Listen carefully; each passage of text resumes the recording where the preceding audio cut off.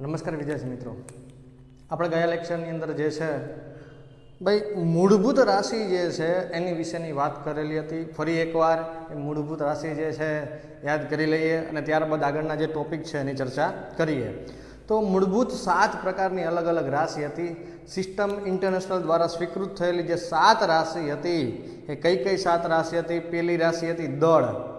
બરાબર, દળ જે છે એને આપણે એનો એકમ જે છે કિલોગ્રામ હતો, એની સંજ્ઞા જે છે સ્મોલ કેજી હતી.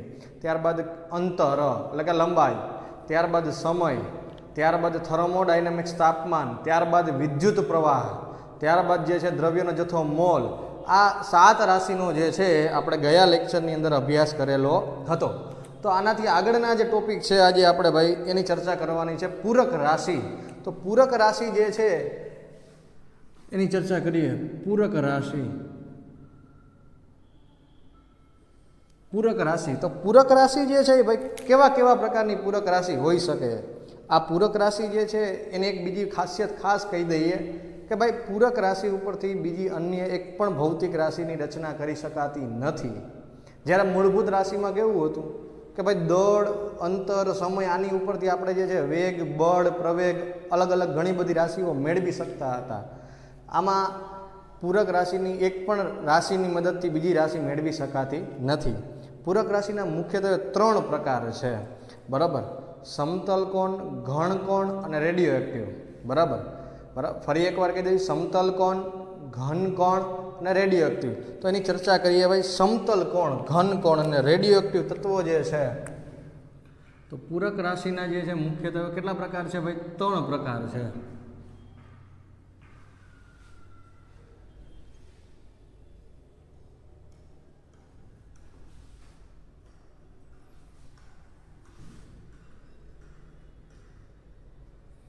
બરાબર, તો પહેલી જે છે રાશિ સમતલ કોણ. સમતલ કોણ. ત્યારબાદ જે છે બીજું જે છે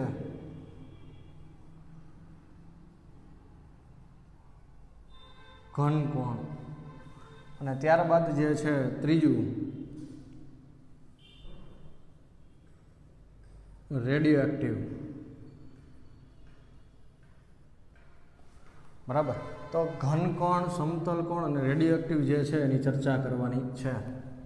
તો પહેલી જે રાશિ છે સમતલ કોણ. તો સમતલ કોણની જે છે ચર્ચા ચાલુ કરતાં પહેલાં સમજી લઈએ કે ભાઈ સમતલ કોણ જે છે એ ખાસ કરીને દ્વિપારિમાણિકમાં ઉપયોગમાં આવતી રાશિ છે. દ્વિપરિમાણમાં જે થાય છે એ સમતલ કોણ રાશિ છે એ જોવા મળે છે. તો સમતલ કોણની જે છે વ્યાખ્યા લખીએ ભાઈ કે ભાઈ વર્તુળની ચાપ, વર્તુળની ચાપ અને ત્રિજ્યાના ગુણોત્તરને વર્તુળની ચાપ અને ત્રિજ્યાના ગુણોત્તરને સમતલ કોણ કહે છે. બરાબર, વર્તુળની ચાપ અને ત્રિજ્યાના ગુણોત્તરને શું કહે છે? સમતલ કોણ. સમતલ કોણ જે છે એની સંજ્ઞા કેવી થાય ભાઈ? ડી થીટા વડે સમતલ કોણને દર્શાવવામાં આવે છે. કોના વડે દર્શાવવામાં આવે છે? D theta. ભાઈ શું કીધું? વર્તુળની ચાપ એટલે કે ભાઈ એક વર્તુળ જે છે એને ડ્રો કરું. આ વર્તુળની રચના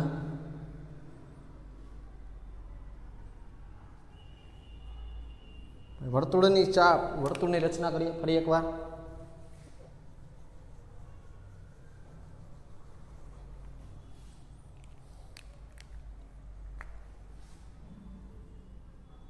આ વર્તુળની ચાપની રચના કરી દો. વર્તુળની ચાપનું નામ આપી દો AB.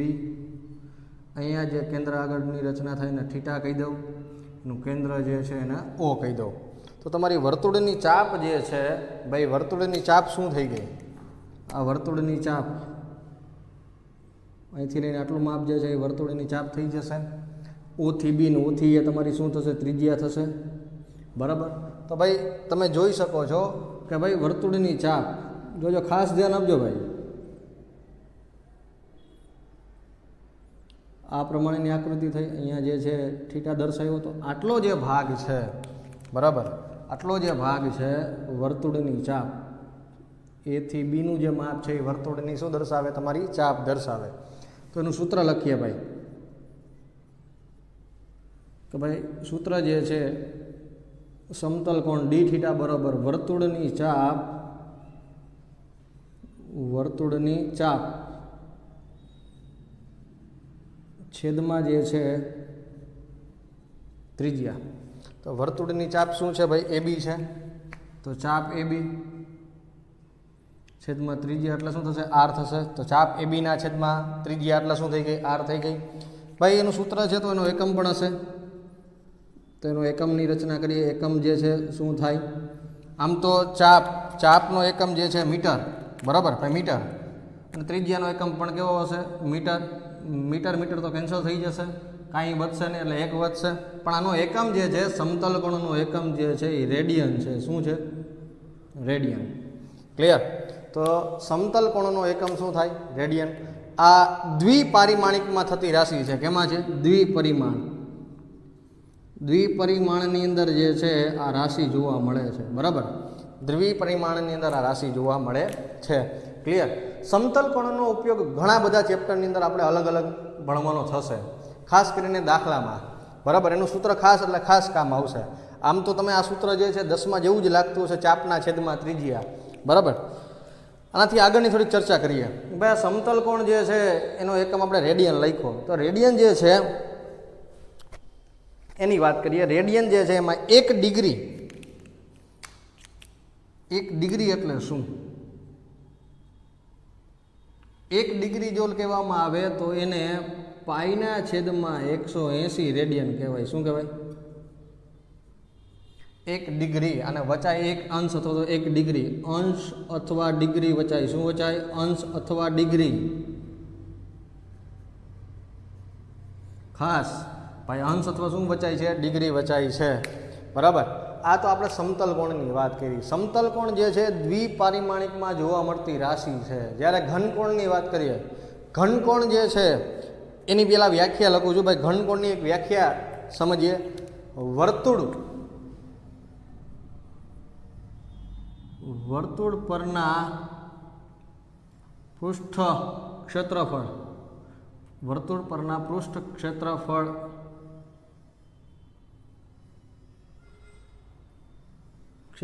એ વર્તુળના કેન્દ્ર સાથે, વર્તુળ પરના પૃષ્ઠ ક્ષેત્રફળ ડેલ્ટા એ કેન્દ્ર સાથે આંતરેલ કોણને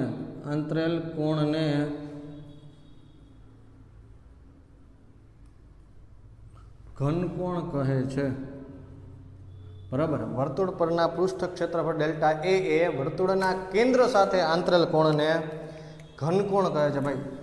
સોરી, વર્તુળ નહીં હો ભાઈ, લખવામાં ભૂલ થઈ.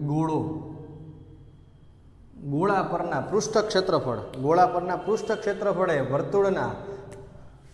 ગોળાના કેન્દ્ર સાથે આંતરેલ કોણને ઘનકોણ કહે છે. ફરી એકવાર, ગોળા પરના પૃષ્ઠ ક્ષેત્રફળે ગોળાના કેન્દ્ર સાથે આંતરેલ કોણને ઘનકોણ કહે છે. ભાઈ ગોળા જે છે ને એક રચના કરીએ. આ ગોળો ભાઈ વર્તુળ ન માનતા, ગોળો ખાસ. ગોળા પરનું શું કીધું? એક પૃષ્ઠ ક્ષેત્રફળ. પૃષ્ઠ એટલે કંઈક નાનો તો ખંડ ધારવાનો. આપણે એક ખંડની રચના કરીએ. એક ખંડ ધારી લીધો ભાઈ. જે છે એનું ક્ષેત્રફળ કેટલું કહી દીધું આપણે? ડેલ્ટા એ જેટલું ક્ષેત્રફળ કહી દઈએ. તો જે છે એના ભાઈ ચારે ચાર બાજુને જોડી દઈએ આપણે. ખાસ ધ્યાન આપજો ભાઈ.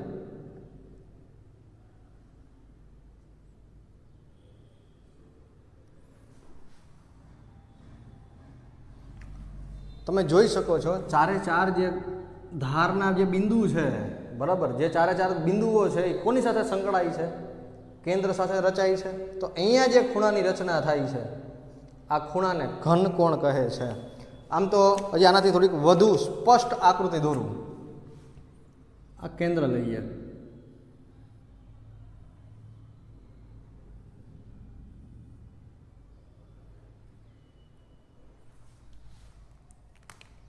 તમે જોઈ શકો છો કે ભાઈ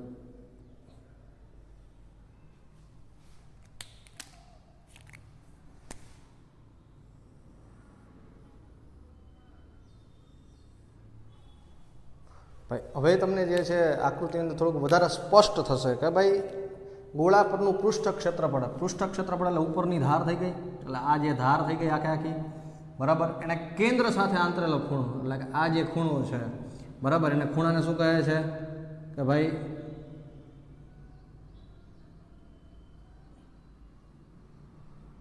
બરાબર આ પ્રમાણેની જે છે રચના જોવા મળે છે. ક્લિયર વિદ્યાર્થી મિત્રો? તો આ જે છે ઘનકોણની જે સંજ્ઞા છે એને ડી ઓમેગા વડે દર્શાવવામાં આવે છે બરાબર. એનું સૂત્ર લખીએ ભાઈ, એનું સૂત્ર શું થાય કે ભાઈ ડી ઓમેગા બરાબર ડી ઓમેગા બરાબર પૃષ્ઠ ક્ષેત્રફળ છેદમાં ત્રિજ્યા એનો સ્ક્વેર, કે ડી ઓમેગા છેદમાં R square, sorry D omega નહીં, ડી એ છેદમાં આર સ્ક્વેર. ક્લિયર? તો જે છે સૂત્ર જે છે પૃષ્ઠ ક્ષેત્રફળના ત્રિજ્યાનો વર્ગ. આનો એકમ જે છે એની વાત કરીએ તો ભાઈ એનું એકમ શું થશે? એકમ જે છે એ સ્ટી રેડિયન થાય. શું થાય? સ્ટી રેડિયન બરાબર. સ્ટી રેડિયન જે છે એનો એકમ થાય. ક્લિયર વિદ્યાર્થી મિત્રો? આ ઘનકોણ રાશિ જે છે એ ત્રિપરિમાણમાં થતી રાશિ છે. કેમાં? ત્રિપરિમાણ.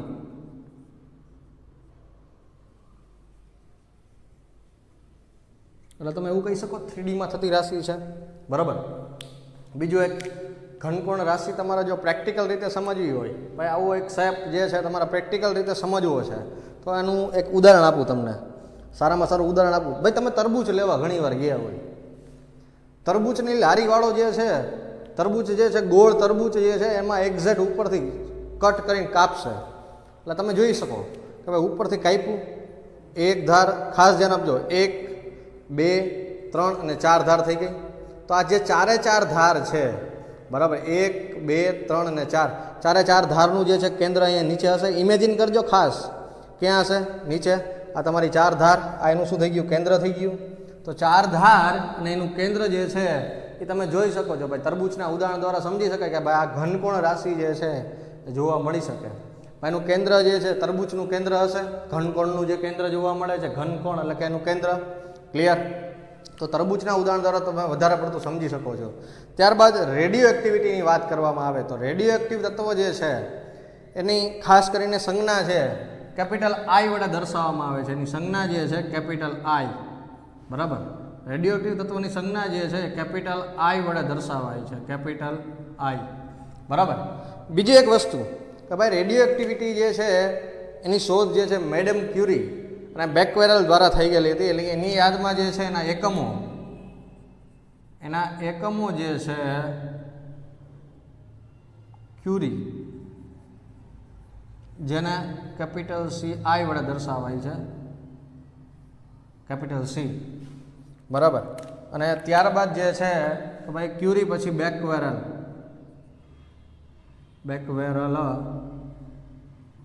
કેપિટલ બી બાજુમાં સ્મોલ ક્યુ. આ જે છે એના એકમો છે રેડિયો એક્ટિવ તત્વોના. ક્લિયર? બરાબર. તો આજે આપણે પૂરક રાશિ જે છે એના 3 પ્રકાર ભણ્યા: સમતલ કોણ, ઘનકોણ અને રેડિયો એક્ટિવ બરાબર. તો સમતલ કોણ જે છે એ દ્વિપરિમાણમાં થતી રાશિ છે, એનો ખાસ કરીને સૂત્રનો અવારનવાર ઉપયોગ આવશે. ઘનકોણ જે છે આમ તો તમારે ધોરણ 11માં બહુ ઓછી જરૂર પડશે, લગભગ ક્યાંય જરૂર નથી પડતી, પણ ધોરણ 12ની અંદર એક ચેપ્ટરની અંદર ખાસ આની જરૂર પડશે ઘનકોણની. અને રેડિયો એક્ટિવ તત્વ જે છે એનું તો એક અલગથી ચેપ્ટર જ આવશે. ભાઈ રેડિયો એક્ટિવ તત્વ જે છે ન્યુક્લિયર શૃંખલા પ્રક્રિયા ન્યુક્લિયરની અંદર જોવા મળે છે બરાબર. તો એના ચર્ચા વિચારણા એના ચેપ્ટરની અંદર કરશું. ધોરણ 12ની અંદર રેડિયો એક્ટિવ તત્વો વિશેનો જે છે તમારે અભ્યાસ કરવાનો થશે. ક્લિયર? બરાબર. તો નેક્સ્ટ ટાઈમ જે છે આનાથી આગળના ટોપિકની જે છે ચર્ચા કરીશું. અત્યારના આપણે આજના લેક્ચરની અંદર જે છે અંતરોનું માપન જે છે, લંબાઈનું માપન છે, એના વિશેની ચર્ચા કરવાની છે. તો ખાસ કે ભાઈ અંતરોનું માપન જે છે એ ચાલુ કરતાં પહેલાં થોડા ઘણા જે છે દશાંશ ગુણકો અને ઉપગુણકોની થોડીક ચર્ચા કરી જોઈએ. ખાસ આ જે દશાંશ ગુણકો અને ઉપગુણકો જે છે તમારે 11-12 સાયન્સની અંદર ઇવન ફિઝિક્સ અને કેમેસ્ટ્રી આ બંને સબ્જેક્ટમાં અવારનવાર આ દશાંશ ગુણકો અને ઉપગુણકોની જે છે જરૂર પડશે. એટલે ખાસ યાદ રાખી લેવા. આમ તો ખાસ કરીને કોઈ પણ ઘાત ટ્રાન્સફર કરવા માટે જે છે દશાંશ ગુણકો અને ઉપગુણકોની જરૂર પડતી હોય છે. તો 10ની 1 ઘાત છે, જો 10ની +1 ઘાત હોય તો એને ડેકા, જેને સ્મોલ ડીએ વડે દર્શાવી શકાય. કેના વડે? સ્મોલ ડીએ વડે. 10ની 2 ઘાત એટલે કે હેક્ટો, 10ની 2 ઘાત જે છે એને હેક્ટો વડે દર્શાવવામાં આવે છે. 10ની 2 ઘાતને હેક્ટો વડે દર્શાવાય છે, બરાબર, જેની સંજ્ઞા સ્મોલ h છે. ત્યારબાદ 10ની 3 ઘાત એટલે કે કિલો, જેને સ્મોલ કે વડે દર્શાવવામાં આવે છે. 10ની 6 ઘાત મેગા, જેને કેપિટલ M વડે દર્શાવાય છે. 10ની 9 ઘાત ગીગા, જેને કેપિટલ G વડે દર્શાવવામાં આવે છે. 10ની 12 ઘાત ટેરા, જેને કેપિટલ T વડે દર્શાવાય છે. 10ની 15 ઘાત પેટા એટલે કે કેપિટલ P વડે દર્શાવાય છે. જ્યારે 10ની 18 ઘાત એક્સા, જેને કેપિટલ E વડે દર્શાવાય છે.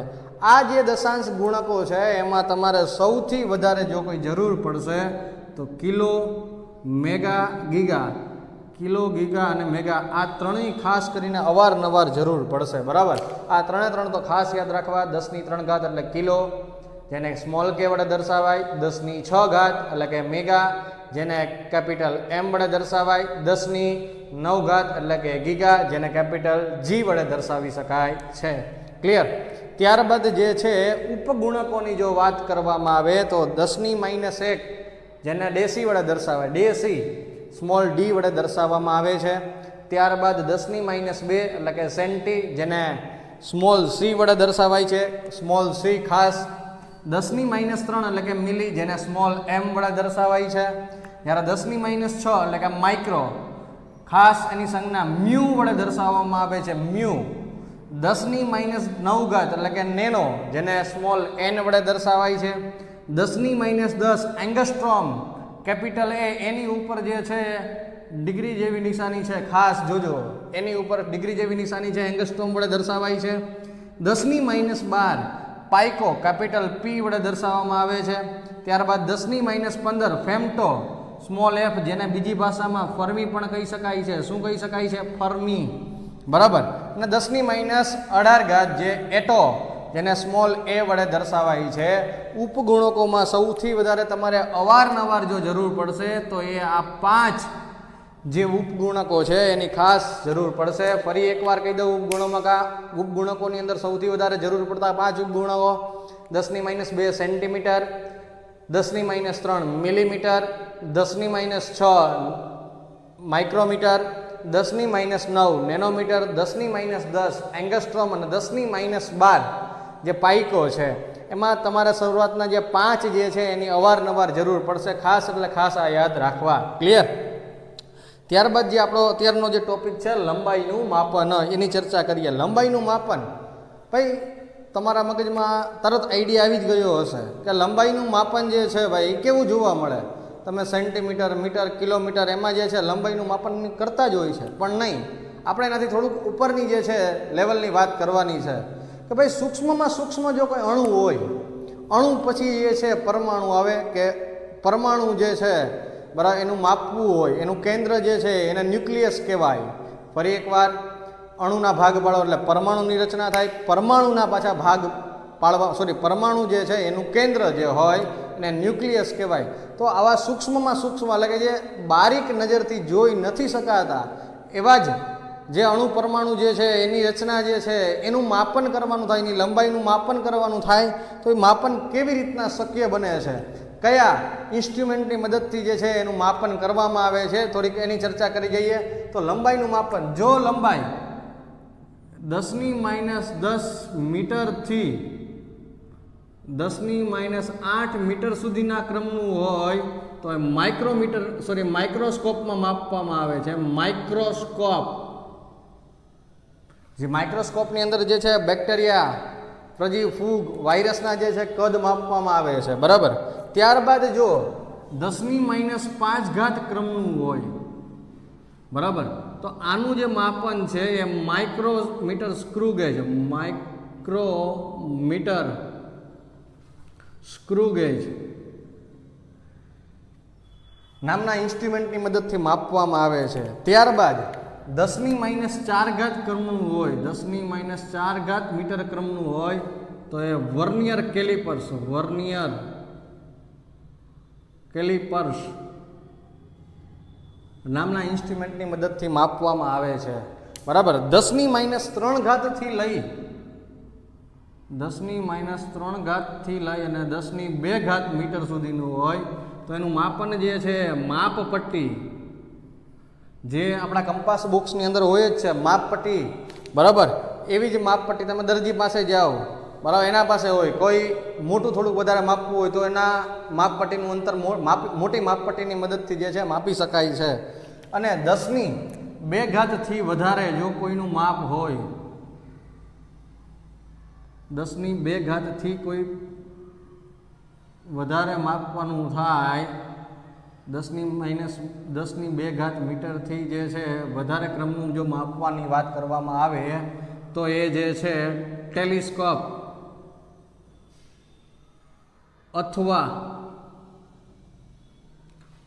રડાર દ્વારા માપવામાં આવે છે. કોના દ્વારા? ટેલિસ્કોપ અથવા તો રડાર દ્વારા જે છે માપવામાં આવે છે. ટેલિસ્કોપનું ખાસ કરીને ઉપયોગ તમને ખબર જ છે ભાઈ, અવકાશના જે ગ્રહો છે, તારાઓ છે, એની રચના જોવા માટે જે છે અથવા તો એના અભ્યાસ માટે જે છે કરવામાં આવે છે.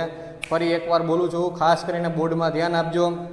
10⁻10 મીટરથી લઈ 10⁻8 મીટર સુધીનું જો કોઈ માપન કરવું હોય તો એ માઇક્રોસ્કોપની મદદથી થઈ શકે છે. 10⁻5 મીટરથી લઈ એનું માપન કરવામાં આવે તો માઇક્રોમીટર સ્ક્રૂ ગેજ નામના સાધનથી થઈ શકે છે. ત્યારબાદ 10⁻⁴ ક્રમનું જો કોઈ માપન કરવું હોય તો એ વર્નિયર કેલિપર્સની મદદથી થઈ શકે છે. 10⁻³ મીટરથી લઈ 10⁵ મીટર સુધીનું જો માપન કરવું હોય તો માપપટ્ટીની મદદથી થઈ શકે છે. ત્યારબાદ 10⁵ મીટરથી વધારે કોઈ માપન કરવું હોય તો ટેલિસ્કોપ અથવા તો રડાર દ્વારા કરવામાં આવે છે. બરાબર. ખાસ એટલે ખાસ યાદ રાખજો. ત્યારબાદ બીજું એક વસ્તુ એ કહેવાની કે તમારા માટે ભાઈ આ બંને શબ્દ થોડાક નવા લાગતા હશે, બરાબર. આ બંને શબ્દ તમે જે છે પ્રેક્ટિકલમાં જાશો, જ્યારે પ્રયોગશાળાની અંદર જાશો ત્યારે જે છે આ બંને ઇન્સ્ટ્રુમેન્ટ તમને બતાવવામાં આવશે. ત્યારે વધારેનો વિગતવાર ચર્ચા જે છે તમારે લેબોરેટરી એટલે કે પ્રયોગશાળાની અંદર કરવાની. તો લંબાઈનું માપન પછીનો જે ટોપિક છે એ અંતરોનું માપન. અંતરોનું માપન જે છે એની અંદર ખાસ જોઈએ ભાઈ, મોટા અંતરોના માપન માટે દ્રષ્ટિ સ્થાન ભેદની જે છે રીત તમારે જે છે જોવાની છે. તો દ્રષ્ટિ સ્થાન ભેદની રીત, તો દ્રષ્ટિ સ્થાન ભેદ કહેવાય કોને? પહેલાં બહુ પ્રેક્ટિકલ રીતે સમજીએ. તમારી હાથમાં એક બોલપેન લ્યો. આ બોલપેન જે છે લ્યો છો જ્યારે, ત્યારે એક તમે તમારી ડાબી આંખ બંધ કરો, બોલપેનને હલાવવાની નથી. ત્યારે જે છે બોલપેન જમણી બાજુ ખસેલી દેખાશે. હવે જમણી આંખ બંધ કરો ત્યારે બોલપેન જે છે એ ડાબી બાજુ ખસેલી દેખાશે. આવું જોવા મળશે. હકીકતમાં તમે બોલપેનને હલાવેલી નથી, એના સ્થાનેથી હલાવેલી નથી, બરાબર. તો આ સ્થાનેથી હલાવેલી નથી, આમ છતાંય અલગ અલગ સ્થાને દેખાય છે, બરાબર. તો એ જે છે એને દ્રષ્ટિ સ્થાન ભેદ કહેવાય. શું કહેવાય? દ્રષ્ટિ સ્થાન ભેદ. તમે પૃથ્વી ઉપર ઊભા છો, આ પૃથ્વીની રચના કરો, બરાબર.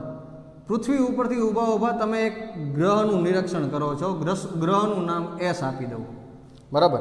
પૃથ્વીના કોઈ પણ બે બિંદુએથી જે છે એસ બિંદુ જોવામાં આવે, એ બે બિંદુના નામ આપી દઈએ એ અને બી, બરાબર. એ અને બી. અહીંયા જે છે પૃથ્વીનું કેન્દ્ર, જેને ઓ કહી દઉં. એ અને બી તમારો શું થઈ જશે? વ્યાસ થઈ જશે. એ થી એસ અને બી થી એસ જોડી દેવામાં આવે. એ થી એસ અને બી થી એસ જોડી દેવામાં આવે, બરાબર. તો એ થી બીનું જે છે માપ, એના વ્યાસ એટલે કે એને બી વડે દર્શાવવું. એ થી એસ એનું માપ ડી કહી દઉં અને એસ થી બી એનું માપ પણ ડી કહી દઉં. શું કહી દઉં? ડી. તો અહીંયા જે ખૂણો બને છે, અહીંથી કિરણો જતા હશે પ્રકાશના, અહીંયા જે ખૂણો બને છે એ ખૂણાને હું થીટા કહી દઉં. કેટલો કહી દઉં? થીટા. ક્લિયર આટલી વસ્તુ? તો આ ખૂણો કેટલો બની ગયો? થીટા બની ગયો. તો દ્રષ્ટિ સ્થાન ભેદની જે રીત છે એની મદદથી ખાસ બે અલગ અલગ બિંદુએથી તમે ઓબ્ઝર્વેશન કરવાનું ચાલુ કર્યું છે. એક એ બિંદુએથી ઓબ્ઝર્વેશન કરો છો ને એક વખત બી બિંદુએથી ઓબ્ઝર્વેશન કરો છો. તો દ્રષ્ટિ સ્થાન ભેદની રીતનું જે છે નિવારણ કરવા માટે આપણે સમતલ કોણ યાદ કરો. સમતલ કોણની અંદર શું હતું ભાઈ? ચાપના છેદમાં ત્રિજ્યા હતું કે નહોતું? તો તમારી ચાપ અહીંયા કેટલી થઈ જશે? એ થી બી તમારી ચાપ થઈ જશે. તો થીટા બરાબર ચાપના છેદમાં શું લખી શકાય? ત્રિજ્યા લખી શકાય. હવે તમારી ચાપ એટલે એ થી બી, અહીંથી આટલો માપ, પણ એ તમારું મોટા અંતર માટે જો માપ ગણવામાં આવે તો એ ચાપનું માપ જે છે તમે બી લઈ શકો. કેટલું લઈ શકો? બી. કારણ કે મોટા અંતરમાં નાનું અંતર ખૂબ જ અવગણવામાં આવે છે. તેથી ચાપ બી અને ત્રિજ્યા તમારી એટલે કે ભાઈ બી થી એસનું માપ કેટલું છે? ડી. મોટા અંતરમાં જે છે નાનું ઊંધું માપ જે છે અવગણતા. તેથી તમે લખી શકો એ એસ બરાબર બી એસ બરાબર જે છે ડી લખી શકાય. શું લખી શકાય? ડી. આના માટે એક બીજું કારણ પણ લખી શકાય કે ભાઈ ખાસ B by D very very less than 1. કારણ કે ડી તમે જોઈ શકો ભાઈ ડીનું માપ જે છે એસ થી એ એટલે કે ગ્રહથી પૃથ્વીનું જે માપ છે એ ઘણું બધું મોટું છે. જ્યારે બી એટલે કે ચાપનું માપ ઘણું બધું કેવું હશે? નાનું હશે. તેથી તમે જે છે એનો ગુણોત્તર બી બાય કેપિટલ ડીનો ગુણોત્તર જે છે એક કરતાં કેવો આવશે? ઘણો બધો નાનો. તેથી તમે લખી શકશો થીટા બરોબર બી બાય ડી. બરાબર. થીટા બરોબર શું લખી શકશો? બી બાય ડી. ક્લિયર? તો ડીને હું કરતા બનાવું ભાઈ, ડીને કરતા બનાવું, કેપિટલ ડીને કરતા બનાવું તો બી બાય થીટા લખી શકાય કે ન લખી શકાય? લખી શકાય. ડી એટલે શું થઈ ગયું ભાઈ? પૃથ્વીથી ગ્રહ વચ્ચેનું અંતર એટલે કે ત્રિજ્યા. બી એટલે કે ચાપનું માપ થઈ ગયું ને થીટા એટલે કે તમારો દ્રષ્ટિ કોણ થઈ ગયો. શું થઈ ગયો? દ્રષ્ટિ કોણ. ક્લિયર? બરાબર. હવે તમને વિચાર આવે કે ભાઈ મોટું બધું અંતર છે, મોટામાં મોટું અંતર કેટલું હોઈ શકે? ભાઈ મોટામાં મોટું અંતર તમારે જો માપવાનું હોય, પૃથ્વીથી કોઈ ગ્રહ વચ્ચેનું અંતર માપવું હોય તો પૃથ્વીથી ગ્રહ વચ્ચેનું અંતર જે છે, પૃથ્વીથી ગ્રહ વચ્ચેનું અંતર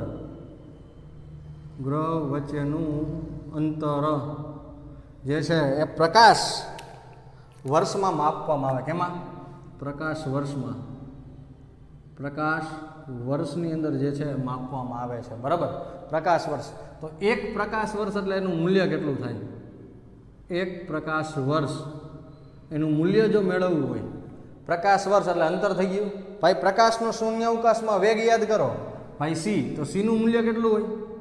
3 × 10⁸ મીટર પર સેકન્ડ હોય કે ન હોય?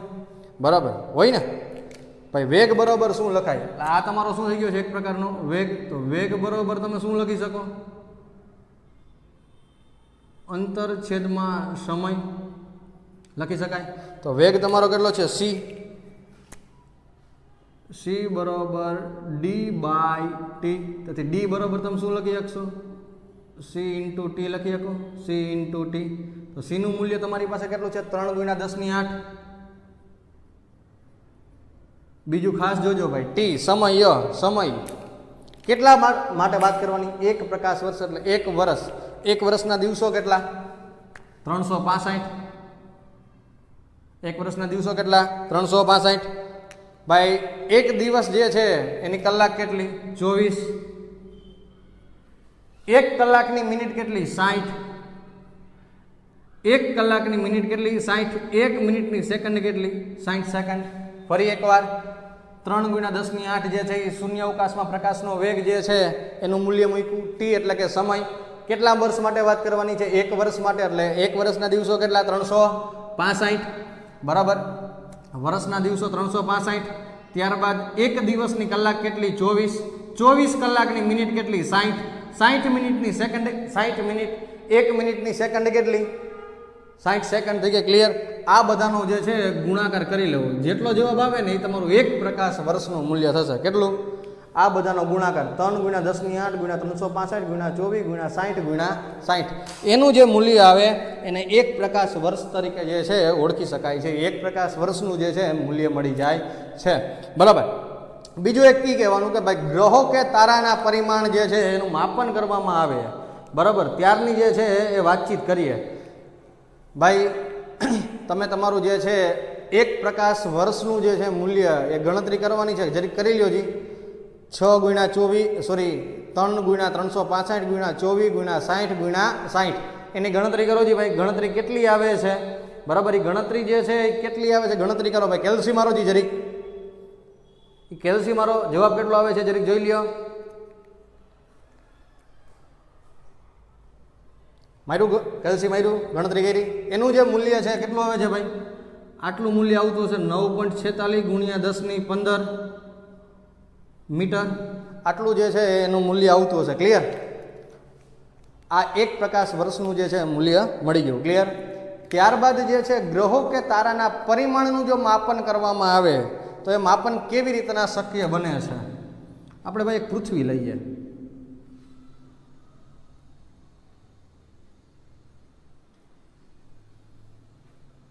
પૃથ્વી, ગ્રહ,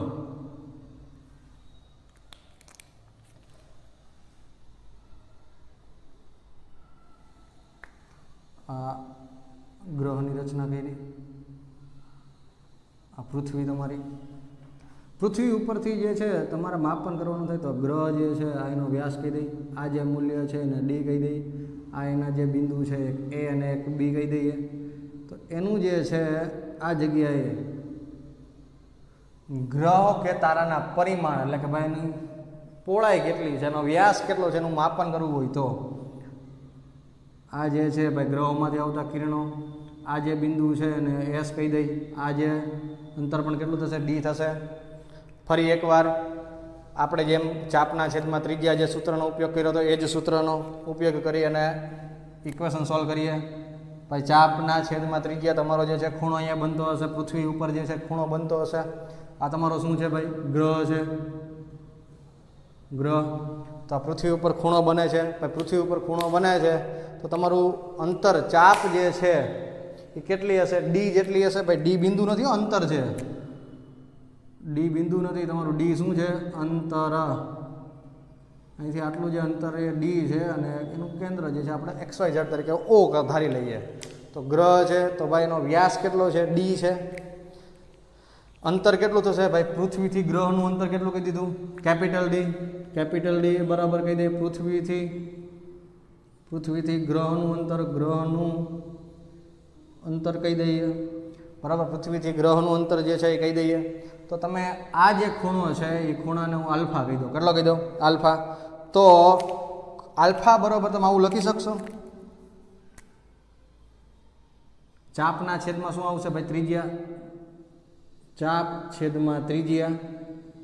આલ્ફા એમને ચાપ કેટલી છે તમારી પાસે? ડી જેટલી છે, સ્મોલ ડી જેટલું અંતર છે, આટલી ચાપ થશે ને. મોટા અંતરમાં ખૂબ જ નાનું અંતર અવગણતા અને કેપિટલ ડી તમારું શું થશે? પૃથ્વીથી ગ્રહ વચ્ચેનું અંતર થશે. તો આલ્ફા ઇન્ટુ કેપિટલ ડી બરાબર સ્મોલ ડી. આ તમારું શું થઈ ગયું? ફોર્મ્યુલા રેડી થઈ ગયું. ક્લિયર? તો સ્મોલ ડી એટલે કે પરિમાણ બરાબર આલ્ફા ઇન્ટુ કેપિટલ ડી જે છે લખી શકાય. ક્લિયર? તો આ જે છે ગ્રહો કે તારાના પરિમાણનું જે છે સૂત્રની તારવણી કરી. ક્લિયર? આ ખાસ કરીને સૂત્ર જે છે ભાઈ દ્રષ્ટિ સ્થાન ભેદની મદદથી જે છે થીટા બરાબર બી બાય કેપિટલ ડી અને આલ્ફા બરાબર small D by capital D જે છે એના સૂત્રની તારવણી કરેલી છે. આ સૂત્ર તમારે ખાસ કરીને દાખલાની અંદર અવારનવાર જરૂર પડશે. આ જે બોર્ડ વર્ક કરેલું છે કમ્પ્લીટલી એ એક વખત જોઈ જવું. બરાબર, ખાસ એટલે ખાસ રેડી કરી જવું. એમાં કોઈને કાંઈ પ્રશ્ન હોય તો નેક્સ્ટ લેક્ચરની અંદર જે છે પૂછી લેવો. બીજી એક વસ્તુ એ ખાસ કહેવાની કે ભાઈ દશાંશ ગુણકો અને ઉપગુણકો એ ખાસ એટલે ખાસ યાદ રાખવા. એમાંય તમને હાઇલાઇટ કરીને ખાસ કીધું છે ભાઈ દશાંશ ગુણકોની અંદર કિલો, મેગા અને ગીગાની અવારનવાર જરૂર પડશે અને જ્યારે ઉપગુણકોમાં સેન્ટી, મિલી, માઇક્રો, નેનો, એંગસ્ટ્રોમની અવારનવાર જરૂર પડશે. આ એવા ગુણકો છે. બરાબર, એટલે ખાસ જોઈ જવા. બરાબર.